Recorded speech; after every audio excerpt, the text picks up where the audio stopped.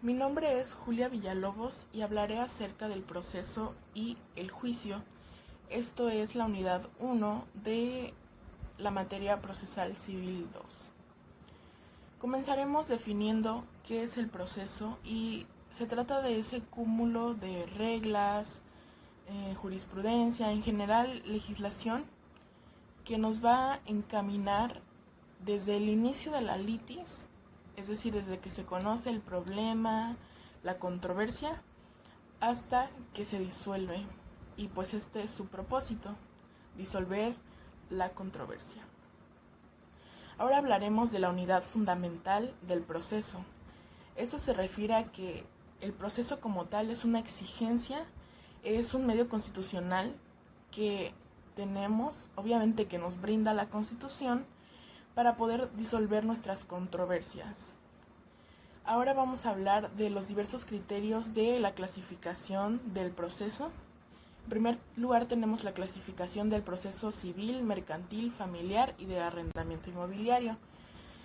El proceso civil pues es de las personas físicas que tienen pues alguna controversia y que son capaces de presentar pues a juicio, que aquí pues ayuda a que las personas reciban su certeza jurídica, que estén conformes, o sea, que se cumplan los derechos que ellos intentan. Y pues más que nada es eso, o sea, se condena a la persona que lo merece, está presente la parte actora, la parte demandada, y es el derecho, por así decirlo, más común, que abarca desde los bienes, la familia, bueno, la familia no, ese es el otro que hablaremos. La familia, pues bueno, aquí es otro tipo de proceso que pues obviamente se trata sobre el núcleo familiar. Aquí se ven temas como la patria potestad, los alimentos, todo eso que se refiere específicamente a la familia. De ahí hablaremos sobre el mercantil, que también forma parte de esta clasificación, que es sobre las materias. El mercantil pues regula todas las relaciones jurídicas entre los comerciantes, es decir, entre personas que realizan actos de comercio como de manera profesional. O sea, todo lo que se genera a través de esto, que se dedican realmente a esto, pues bueno, eso es lo que regula el derecho mercantil. De igual manera, el arrendamiento inmobiliario. ¿Esto qué quiere decir? Es lo que comúnmente conocemos como la renta, donde existe un arrendador y un arrendatario. Este le cede sus derechos con el propósito de que esta persona pueda no necesariamente vivir, puede ser diferentes fines que se requiere, por ejemplo, un restaurante, o sea, una renta de un bien inmueble. Y bueno, pasaremos a la siguiente clasificación, que aquí se trata sobre los otros procesos que abarcan, por ejemplo, el proceso publicístico. Bueno, no, primero hablaremos acerca de el proceso oral y escrito. El proceso oral, como ya sabemos en las audiencias de estos tiempos, la parte actora y demandada tienen un cierto tiempo para ser escuchados por el juez.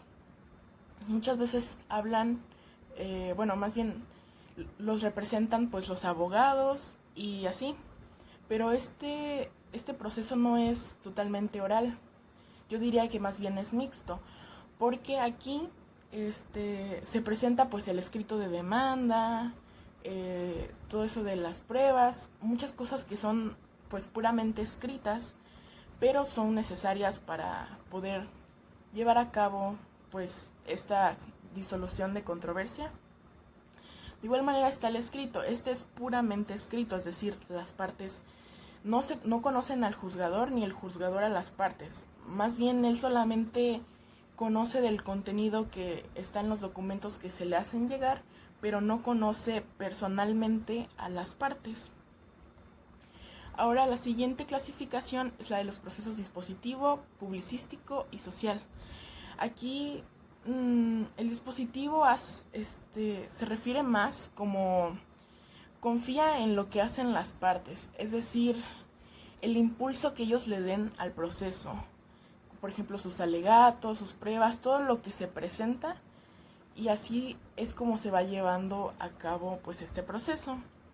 Está el publicístico, que aquí tiene como que la característica de estudiar los procesos, pero que donde el propio Estado va a intervenir doblemente, pero esto es por medio de órganos distintos, los cuales son independientes y puede actuar como actor, como demandado y a su vez como juzgador. En el proceso inquisitorio, aquí el juzgador actúa como juez y como parte, y de alguna manera el demandado se siente como con cierta inferioridad respecto al juzgador. También tenemos los procesos de unidad de vista y el preclusivo.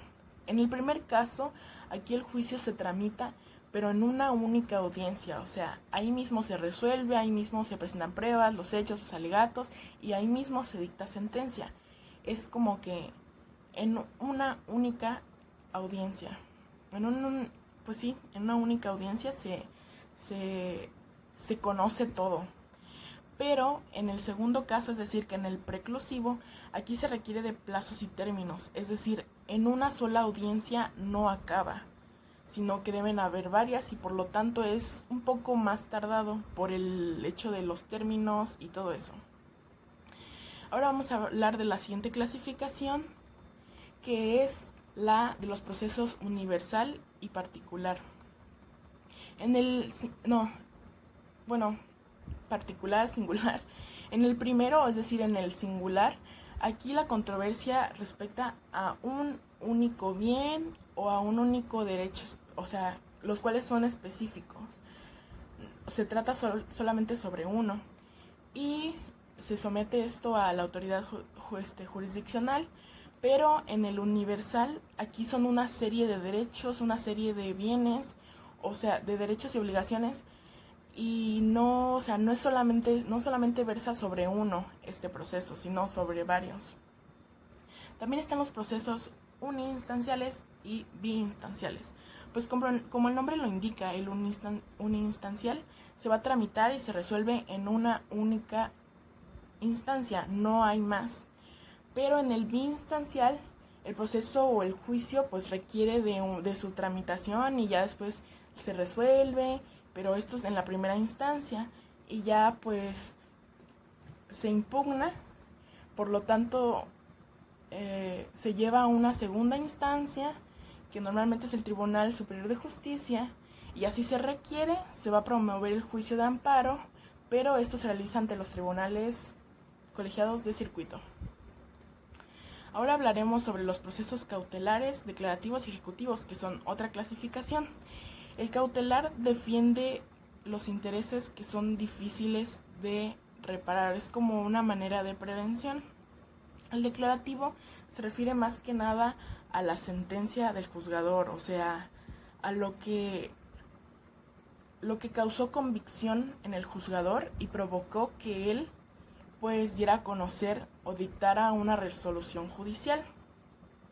En el ejecutivo, más que nada se trata de que se dicta una sentencia, pero si por voluntad propia el obligado no quiere cumplir con lo que se le condena o que se le obliga, pues el juez tiene esa facultad que le da la ley de constreñir y hacer que este obligado cumpla con lo que se dictó en sentencia. Ahora bien, tenemos otra clasificación, que es la del juicio ordinario. El juicio ordinario y el juicio especial. En cuanto al ordinario, este es el que regula y presta atención a todos los derechos y beneficios que tienen, pues, más bien derechos, beneficios, prestaciones, como pensiones económicas de un instituto, pues los mismos beneficiarios, y también son las litis de civiles las que resuelve este tipo de juicio. Es el juicio que comúnmente conocemos. Y también está el juicio especial. Aquí considera el juicio especial de desahucio, que es cuando el arrendador no cumplió con sus obligaciones, por lo tanto,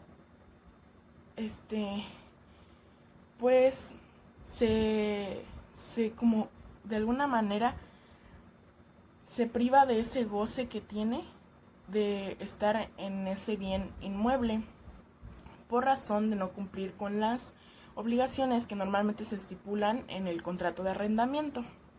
También tenemos el especial hipotecario.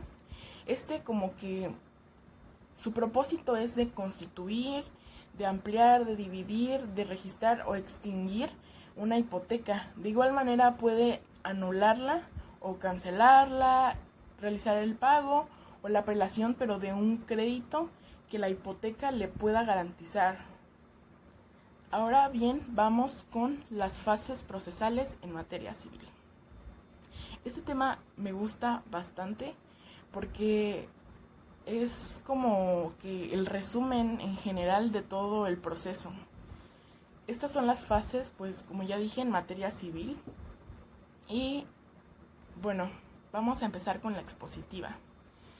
La fase expositiva es lo primerito que se hace.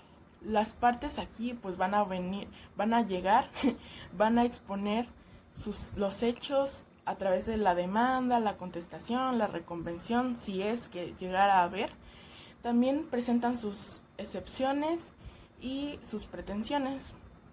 Aquí se dan a conocer los fundamentos legales y se fija la litis. O sea, ellos presentan sus argumentos que consideren que son aplicables al caso y que los ayudarán a darle una convicción al juez, es decir, a darles, por ejemplo, la razón, por así decirlo. Aquí en la fase aprobatoria